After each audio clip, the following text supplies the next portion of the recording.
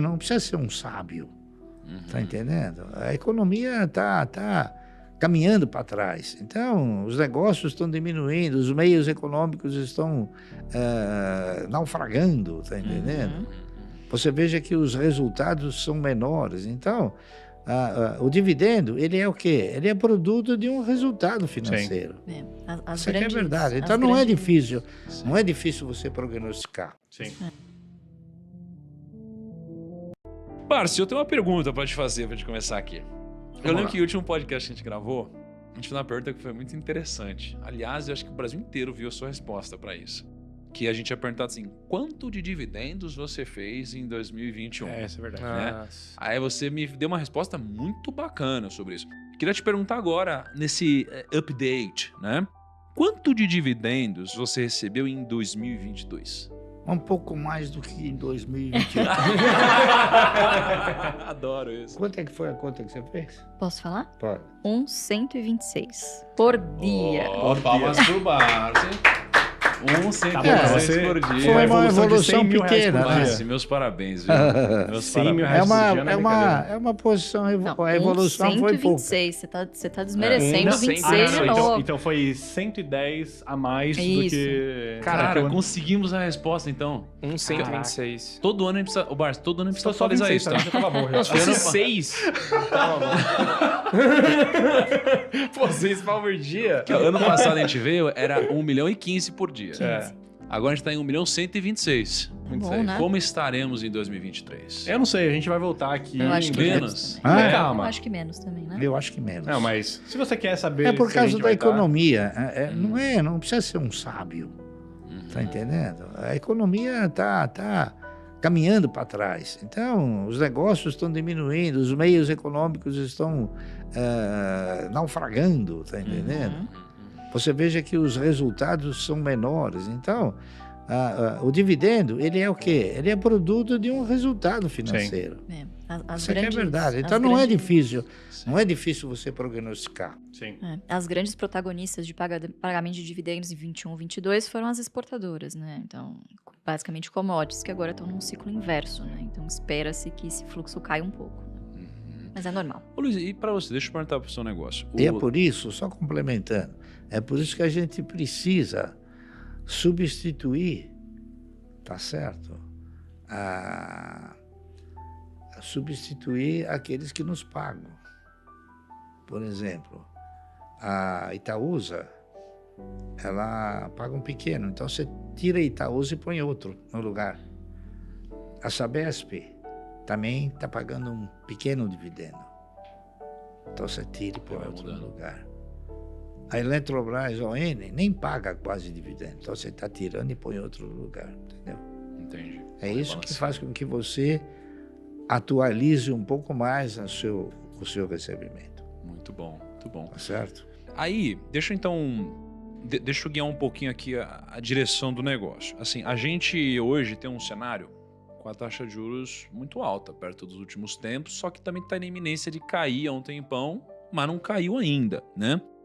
Pensando, por mais que você não seja uma pessoa que olha para futurologia, né? Se você pudesse dar um palpite, né, de para onde vai a nossa bolsa, pensando num cenário de taxa de juros alto e na iminência de cair, como que você enxerga o futuro da Bolsa de Valores aqui?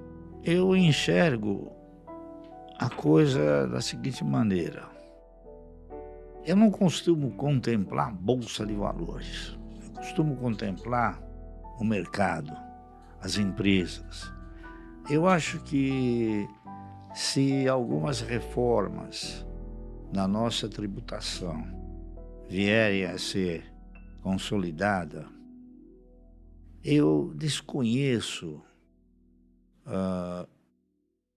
movimentos de reforma de tributo que tenham baixado o tributo.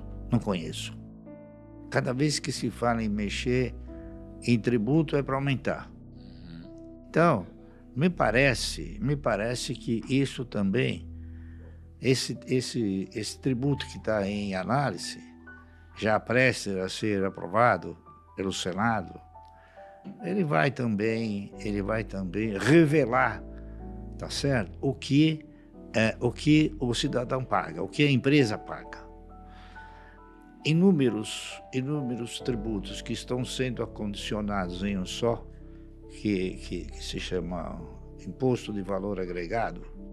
Me parece que pelos depoimentos daqueles que desenvolveram o projeto, esse valor deve chegar entre 25% e 30%. O país que mais tributa, se a memória não me trair, é a Noruega. Noruega, Dinamarca, não é isso? Que é em torno de 22, 23. É possível que o nosso seja 28. Então agora vai ficar evidenciado que nós, não de uma forma só, mas distribuído em inúmeros tributos, nós pagávamos mais. Então, o que acontece? O país, ele só consegue, eu não digo o Brasil, mas um país, ele só consegue desenvolver uma economia se houver investimento. Se não houver investimento, não adianta, porque não adianta os governos desejarem distribuir riqueza se eles não conseguem gerar a riqueza. Está entendendo?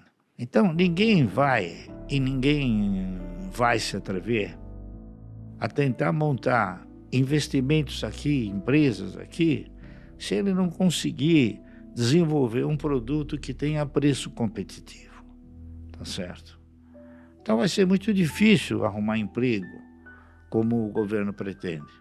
Aliás, eu diria o seguinte: há pouco tempo atrás, o governo que fala em arrumar emprego andou penalizando a fábrica da Taurus, né? Por causa de arma, etc. E saíram 400, 500, 600 empregados foram demitidos, né?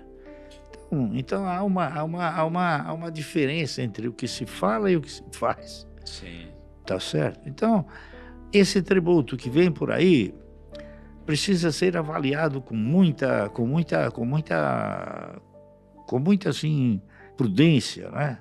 Porque a sensação que fica é que provavelmente, talvez, ao invés de nós cativarmos mais investimentos para o país, nós vamos acabar fazendo com que saiam investimentos aqui do país. Márcio, Essa agora... é a minha visão. Entendi. Então, o dividendo, ele resulta do quê? Ele resulta de uma atividade econômica, está correto? Existem empresas, até vou dar um exemplo. Por exemplo, a Taurus, ela produz em real e vende em dólar. Então, ela tem, assim, uma possibilidade muito boa, né, de gerar bons resultados para distribuir para os seus acionistas. E outras também que fazem dessa maneira. A Klabin é uma delas, né? Ela tem custos em real e em algumas ocasiões ela vende em dólar quando ela exporta, né?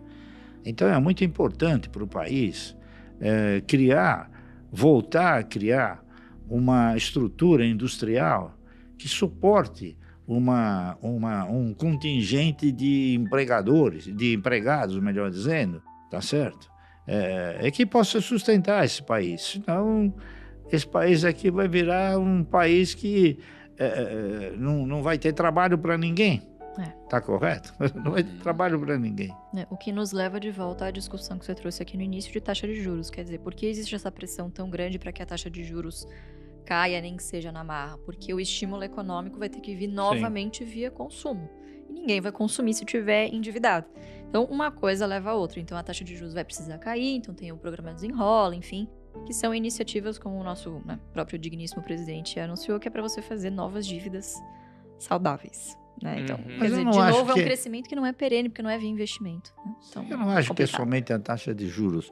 Eu acho que o nosso país, ele alcançou um estágio que é um estágio muito importante de ser debatido, né? Vejam, senhores, cada vez que tem que se reajustar uma remuneração para as massas, é 2%.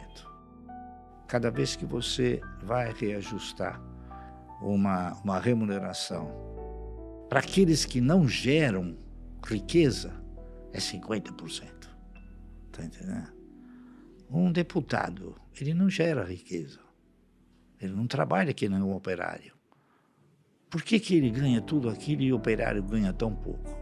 Essa distância de geração de renda é muito importante. Então, nós temos que rever isso aí. Nós temos uma população que ganha pouco. O consumo tem que ter o quê? O cidadão, para consumir, ele tem que ter renda. Se ele não tiver renda, não há consumo. Se não houver consumo, não há produção, a menos que você exporte. Está entendendo? Então, a questão da renda no país tem que ser revista com muita urgência. Está correto? O cidadão...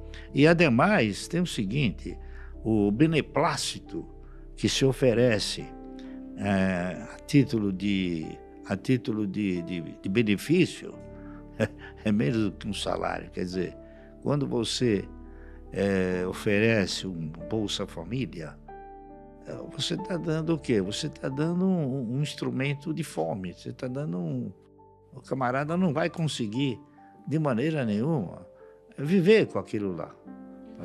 A menos que haja um crescimento. Então, veja bem, se você for fazer uma análise muito criteriosa, quem gera renda nesse país ganha mal, muito mal. Então, ele não pode consumir. Se ele não consome, não há produção, tá certo? Então, você tem que olhar o quê? Você tem que olhar para uma estrutura industrial que exporte.